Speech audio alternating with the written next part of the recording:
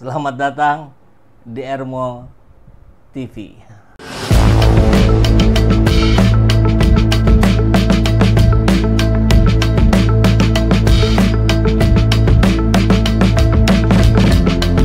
Bersama saya, Saiful Zaman, kebaikan yang terorganisir akan selalu mengalahkan kejahatan.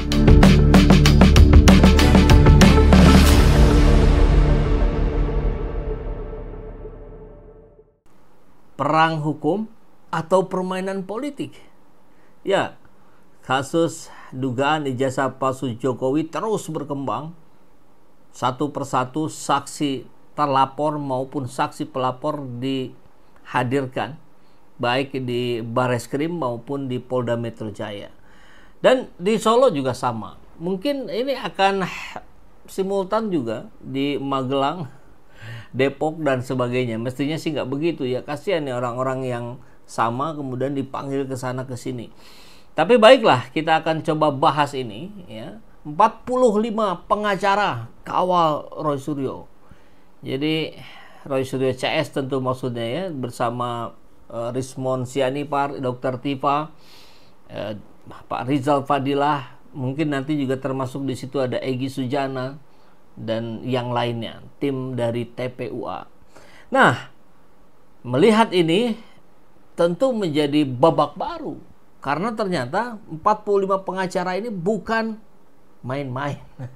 Bukan pengacara kaleng-kaleng. Di situ ada Abraham Samad, ex ketua KPK.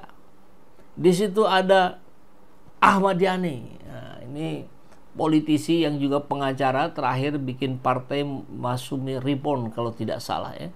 Kemudian ada juga Pak Amir Samsudin, pengacara sekaligus sempat juga menjadi politisi Demokrat ya.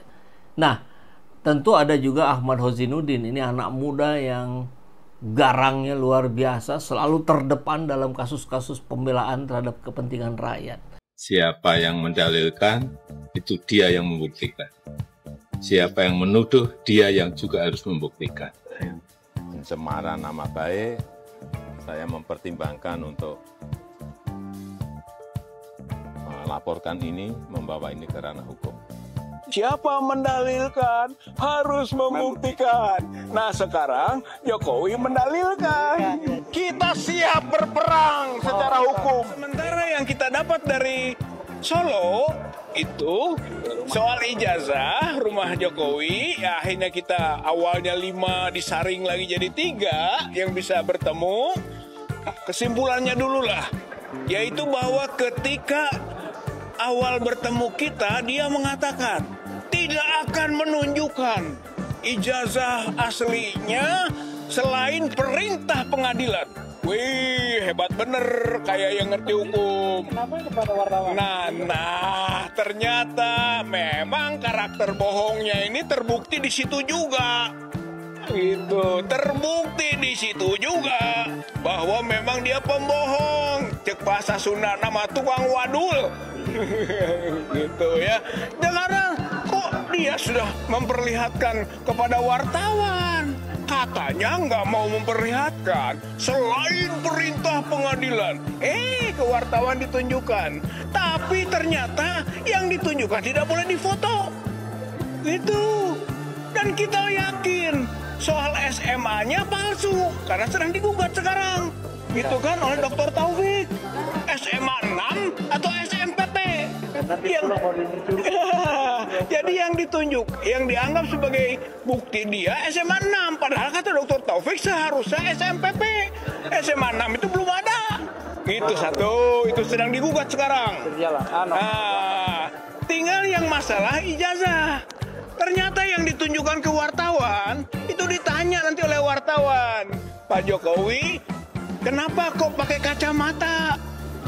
Oh kan, katanya kacamatanya dulu pecah, saya minus, karena minusnya kecil, setelah itu nggak pakai lagi. Dari mantan Menkumham hingga ex-ketua KPK, pasang badan untuk Roy Suryo dan kawan-kawan. Ini langsung disampaikan oleh Ahmad Hozainuddin, SH, Koordinator Non-Litigasi, Tim Advokasi Anti Kriminalisasi Akademisi dan Aktivis. Ini singkatnya TAKA. Kalau dibaca mungkin TAKA gitu ya.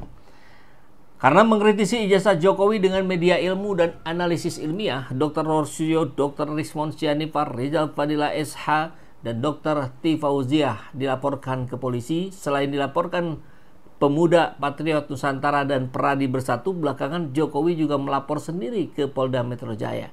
Publik bersikap a priori terhadap laporan Jokowi, mengingat perkara yang disebutnya sepele ini sebenarnya juga bisa diselesaikan dengan sepele. Ya memang logikanya begitu ya. Cukup dengan menunjukkan ijazah aslinya. Namun cara sepele ini tak ditempuh Jokowi. Jokowi bersikap berbelit-belit dengan ada gium egonya, siapa yang mendalilkan, dia yang membuktikan. Bahkan terakhir Jokowi dengan arogan menyatakan tidak ada kewenangan situ tahu ijazah saya. Tidak ada kewajiban saya tunjukkan ijazah ke situ.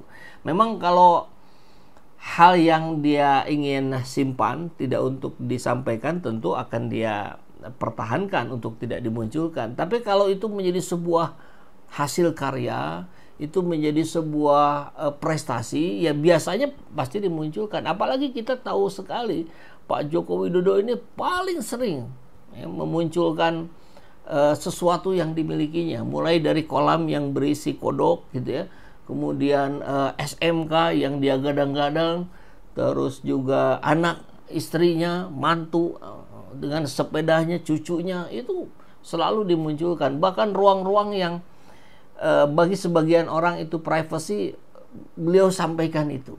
Nah, pertanyaan publik, kenapa untuk ijazah tidak? Kan gitu ya. Oke, lanjut. Namun kriminalisasi terhadap Roy Suryo dan kawan-kawan ini tidak didiamkan. Sejumlah advokat segera membentuk tim advokasi. Tim itu diberi nama TAKA, ya. Tim Advokasi Anti Kriminalisasi Akademisi dan Aktivis. Dalam tim ini, penulis diberi amanah menjadi koordinator non-litigasi. Sementara koordinator litigasi diamanahkan kepada Bang Petrus Salestinus. Sejumlah advokat yang berhimpun dalam tim ini ada Dr. Amir Samsudin SHMH, mantan Menkumham era SBY, hingga Dr. Abraham Samad SHMH, ex-ketua KPK. Terlibat dalam tim ini. Ada juga Dr. Ahmad Yani, tadi fotonya di thumbnail sudah kita munculkan, dan tim LBH Masyumi yang bergabung. Nah, beliau pendiri Masyumi juga ya. Ada Medi Juniarto, ini salah satu wakil ketua TPUA ya. Azam Khan, Sekjen TPUA. Gufroni, ini anak muda dari Bandung ini. dari LBH Muhammadiyah. Jadi beliau juga terdepan dalam penanganan kasus-kasus yang melibatkan kepentingan rakyat. Jadi apakah dengan membaca nama-nama ini yang berasal dari institusinya bisa menggambarkan bahwa institusi tersebut juga mendukung? Nah, ini belum tentu memang ya. Harus ada pernyataan yang spesifik. Dia sebagai apa dulu ada di sini kan ini. Tapi kalau betul bergabung, dahsyat luar biasa ini. Ada Masyumi, ada Muhammadiyah. Oh, ini bergabung. Keren sekali ya. Tinggal yang belum dari mana mungkin? Dari NU ya. Yang lain-lainnya ada Pak Samsir Jalil, Kurnia Triyoani, dan seterusnya. LBH Masyumi, selain Dr. Ahmad Yani, ada juga Nora Yesenovia, M. Ridwan, dan seterusnya. Kemudian Bang Petrus tidak sendiri, dia boyong anggotanya dari TPDI yang bergabung. Ada Erik, ada Karel, ada Robertus, ada Paulette. Wah, ini keren ini. Dari nama-namanya aja sudah kita dapat kita lihat, ini berasal dari background yang berbeda-beda. Kemudian nama-nama lain ada Dudi Agung, Yasin, Dedi, Sugeng, Irayadi, dan seterusnya. Ini kalau dibaca semua ya capek juga ya, tapi insya Allah lah semua kita bisa rekam secara digital. Dalam surat kuasa sudah ada 45 advokat yang bergabung. Sejumlah nama lain akan bergabung. Oh, berarti 45 plus ya, karena masih akan ada yang bergabung. Tokoh-tokoh yang peduli kebenaran ayo bergabung mengusut ijazah asli. Oke. Tim ini akan komitmen penuh untuk mengawal kasus ini. Mohon doa seluruh rakyat Indonesia agar tim kami bisa melindungi para akademisi dan aktivis dari ancaman kriminalisasi akibat laporan Jokowi. Bahkan rumor saya dengar Pak Bambang Wijoyanto, itu ex KPK juga akan turut bergabung, tapi belum muncul nama-namanya di sini.